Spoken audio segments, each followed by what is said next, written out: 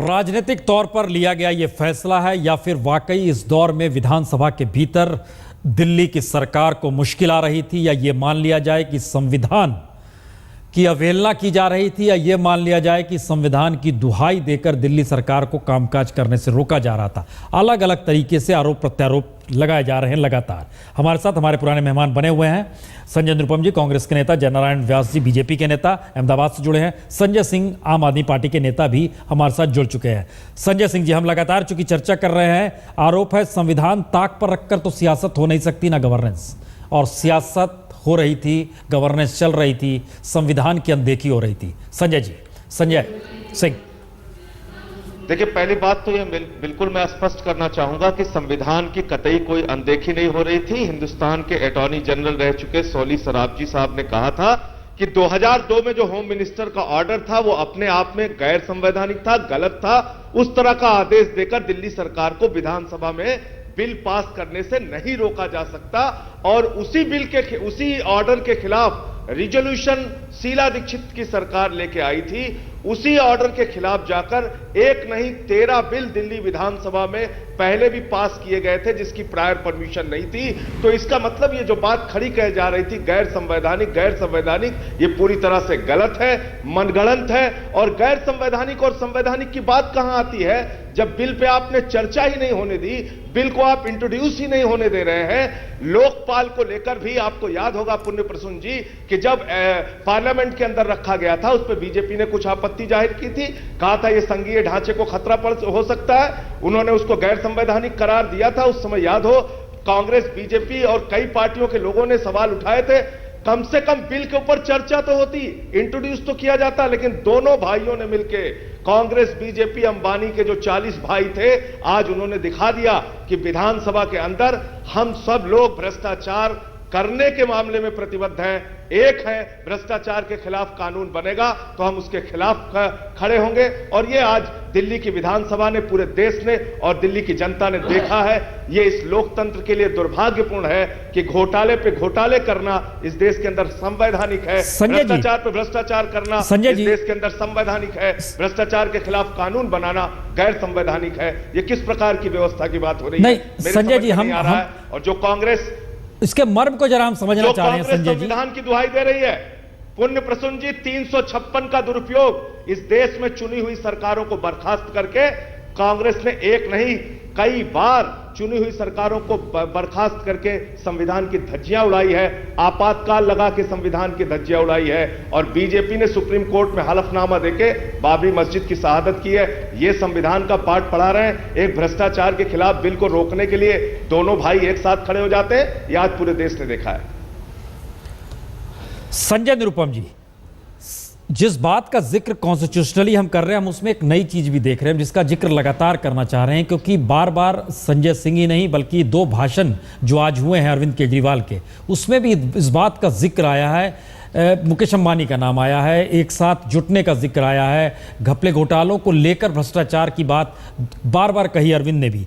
हम जरा एक चीज जानना चाहते हैं, क्या इस देश में मौजूदा राजनीतिक व्यवस्था वाकई ऐसी आ गई है जहां भ्रष्टाचार सबसे बड़ा मुद्दा है, और भ्रष्टाचार के कटघरे में राजनेता और राजनीति ही आकर खड़ी है क्या? इसलिए अब यह सवाल राजनीति के लिए सबसे महत्वपूर्ण हथियार हो गया जन लोकपाल, जिसका जिक्र अब अरविंद केजरीवाल भी और संजय भी इसके संकेत दे रहे हैं। संजय निरुपम जी, देखिए, वाजपेयी जी, ये इसकी एक पृष्ठभूमि है। मुकेश अंबानी, मोइली जी और बाकी मंत्रियों के ऊपर एफआईआर दर्ज करने हम जा रहे हैं, ये जब घोषणा अरविंद केजरीवाल जी ने की थी, उसके कुछ दिन पहले उन्होंने सार्वजनिक रूप से कहा था कि जन लोकपाल विधेयक हम 13 तारीख को लेके आ रहे हैं, और अगर इसको इंट्रोड्यूस नहीं होने दिया गया, ये पे पास नहीं होने दिया गया, तो मैं मुख्यमंत्री पद से रिजाइन कर दूंगा, सरकार गिरा दूंगा। ये उसके बाद उन्होंने सोचा कि जन लोकपाल तो होने वाला नहीं है, तो ऐसे में क्यों नहीं मुकेश अंबानी, मोइली जी और ये सब नाम ला करके मैं भ्रष्टाचार के खिलाफ लड़ने वाला एक बहुत मजबूत सिपाही हूं, ऐसी एक इमेज बनाई जाए। रह गई बात जांच पड़ताल की, कोई किसी के खिलाफ नहीं है।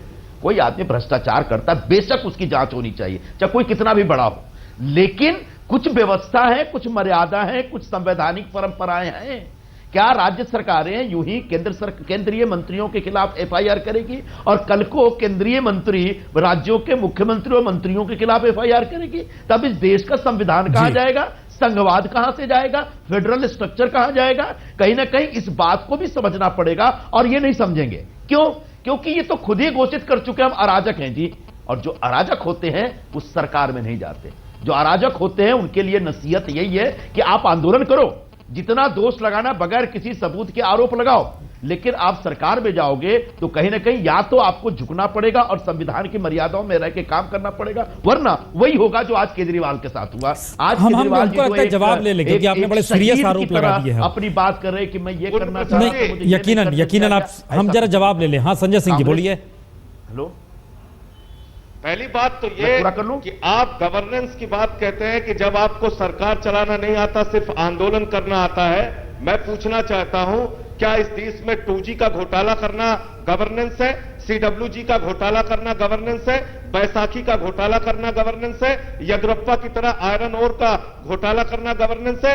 गवर्नेंस किसको आप कहते हैं? हम बिजली के लिए काम कर रहे हैं, पानी के लिए काम कर रहे हैं, हमने FDI इन रिटेल रोका दिल्ली के अंदर, लगातार दिल्ली की जनता के लिए भ्रष्टाचार के खिलाफ लड़ने के लिए हेल्पलाइन जारी की, लगातार हम सड़क से लेकर सदन तक जनता के लिए लड़ाई लड़ रहे हैं। और गवर्नेंस इसी को कहते हैं कि जो जनता के हित में काम किया जाए। आज भ्रष्टाचार के खिलाफ एक कानून बन रहा था, वो भी गवर्नेंस का एक हिस्सा था कि दिल्ली में भ्रष्टाचार कैसे मिट सकता।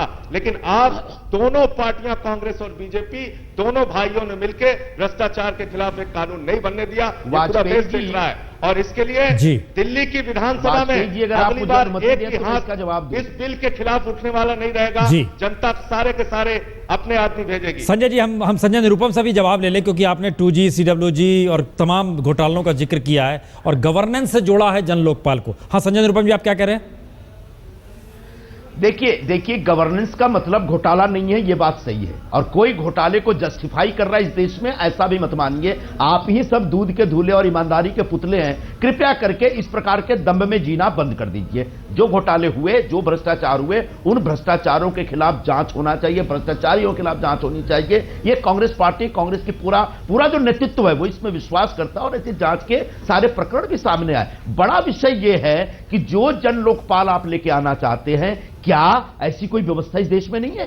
केंद्र सरकार ने लोकपाल पास किया, तमाम पार्टियों ने एक साथ सपोर्ट किया, उसी लोकपाल में व्यवस्था है कि राज्यों के पास लोकायुक्त होने चाहिए। अब आप कह रहे कि नहीं मैं अपना लोकपाल लेके आऊंगा, मतलब संविधानेतर बात कर रहे हैं। संविधान की परिधि से, संविधान के दायरे से बाहर निकल के आप कहते हैं मैं अपना लोकपाल लाऊंगा। ठीक है, आप ला सकते हैं, लेकिन उसके लिए भी एक प्रक्रिया है, उस प्रक्रिया को आप फॉलो करिए। अब शीला दीक्षित कौन सा कानून लाई थी, कौन सा बिल लाई थी, पूछा था नहीं पूछा था, उसमें जाने के बजाय आप पहले जो आपके राज्यपाल, उपराज्यपाल कह रहे हैं, कम से कम उनकी बात तो मानो। अब राज्यपाल ने ऑब्जेक्शन लिया, बोले कांग्रेस का दलाल है। इस प्रकार के लोग जिनको बात करने की तमीज नहीं है, इस प्रकार के लोग जो संवैधानिक प्रमुख पदों पर बैठे हुए लोग हैं, उनका सम्मान नहीं कर सकते। इस प्रकार के लोग जो संसद की मर्यादा पर विश्वास नहीं कर सकते, जो कहते हैं कि संसद में कानून नहीं बनना चाहिए, सड़क पे कानून बनना चाहिए, ऐसे लोगों को कम से कम सरकार में नहीं आना चाहिए। हां, आंदोलन जारी रखिए, आंदोलन करिए, आपके आंदोलन में कुछ अच्छी चीज होगी, उससे हम भी सीखेंगे और उसका कैसे शासन में इस्तेमाल करना है, कैसे उसका आम जन को लाभ पहुंचाना, इस दिशा में बेशक हम काम करेंगे। लेकिन सरकार में आए हैं तो संवैधानिक व्यवस्थाओं के हिसाब से काम करेंगे। देश के अंदर आपातकाल का काला कानून आप लोगों ने लगाया, देश में चुनी हुई सरकारों को आप लोगों ने बर्खास्त किया, एक नहीं कई सरकारों को। आप संविधान की दुहाई दे रहे हैं, आप संविधान का पाठ पढ़ा रहे हैं। 44 साल तक इस देश में लोकपाल पास नहीं होने दिया। कांग्रेस और बीजेपी दोनों पार्टियों से मैं पूछना चाहता हूं, आप संविधान पास किया ना, आखिरकार पास किया, आपातकाल आया, आपातकाल को हटाया गया, देश की जनता ने कांग्रेस को पराजित किया। हम संजय जी, हम दोनों संजय जी से कह रहे हैं एक चीज जरा रुकिए, हमको लग रहा है कि अवमूल्यन हुआ, अचानक एक बात तो निकल कर आ रही है। हम जनरल व्यास जी को भी जरा जोड़ लें इस बहस में। आप हमें संविधान, किसने रोका आपको? संविधान की अवहेलना बर्दाश्त नहीं की जा सकती। कानून बनाना गैर संवैधानिक है? भ्रष्टाचार के खिलाफ कानून बनाना नहीं, भ्रष्टाचार के खिलाफ कानून बनना चाहिए, लेकिन कानून बनाने की प्रक्रिया के तहत कानून बनना चाहिए।